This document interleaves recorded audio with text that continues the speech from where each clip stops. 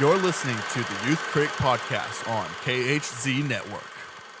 Find us on Facebook at DecibelUNG Radio and find us on Twitter at DecibelUNG. If you like this episode, please leave a like and comment on our iTunes page at KHZ Network. And now for the podcast. Hello, everyone. Welcome to the Youth Critic Interviews. This is your host, Kel Smith, and today I'm bringing you an interview from the Atlanta Film Festival. I did some red carpet coverage during the festival, and this was the first interview that we had done. I did this concurrently with Shawn Eastridge from the Nerd Party, and we only got a couple questions in, but I think it's important to share this. This is from Lulu Wang, the director of The Farewell, a movie I really liked, and I'll talk a little bit more on my ATLFF 2019 recap. And here is the interview with director Lulu Wang. Very well. Congratulations on all this. Thank you for being here. Yeah. So this is your second feature, Yes. which is super exciting. Yes. And what was the journey to get this movie made? Because I know it's a very personal story. Yeah. So what was that like trying to pitch that, and were there any struggles getting it to here to the big screen? Yeah, I mean a lot. You know, it's a primarily, I mean, I would say 100% Asian cast, and there's a lot of Chinese in it, so there's a lot of subtitles.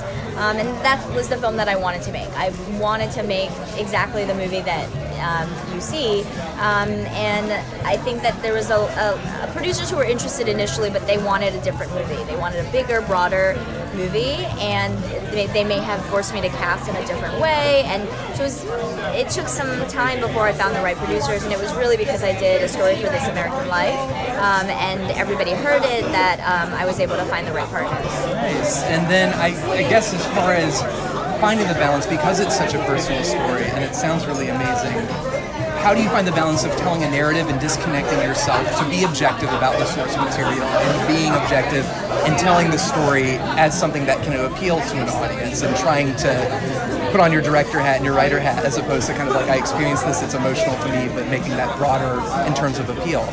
Yeah, I mean, I don't think I never necessarily went about it thinking, how do I make this appeal to people? It was always like, what's the emotional core of every scene, you know, and what is the movie really about? I mean, the movie is about Lily, who wants to have a cathartic goodbye, wants to say goodbye to her grandmother, and usually that means both people know that it's goodbye, but because her grandmother doesn't know, she's not really able to have a proper goodbye.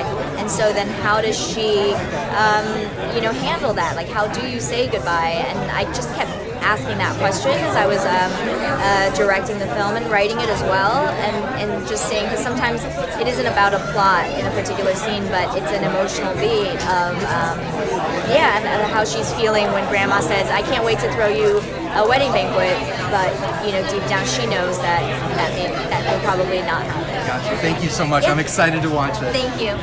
So, going from your first movie, Posthumous, and going to this, what were some of the things you learned from that film that you took from this movie? That I brought to this movie? I think with a first feature film, there's always all of this uncertainty of whether or not you can pull the whole thing off. And so I was really just approaching the film in a way more like a producer, and really leaning into just making things proper. But for this film, I think I really wanted to break more rules. I wanted to take more risks. I wanted to break the boundaries of genre. Nice. Thank you so much. Yeah, thank you.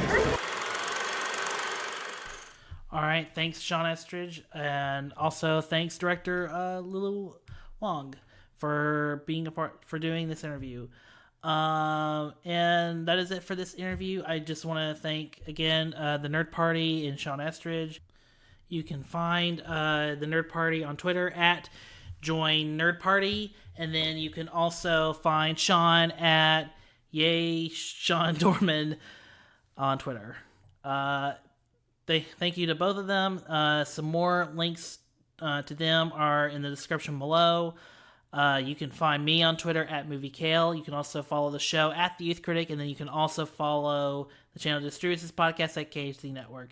Thanks, everyone, and also thanks to Atlanta Film Festival for letting me do interviews.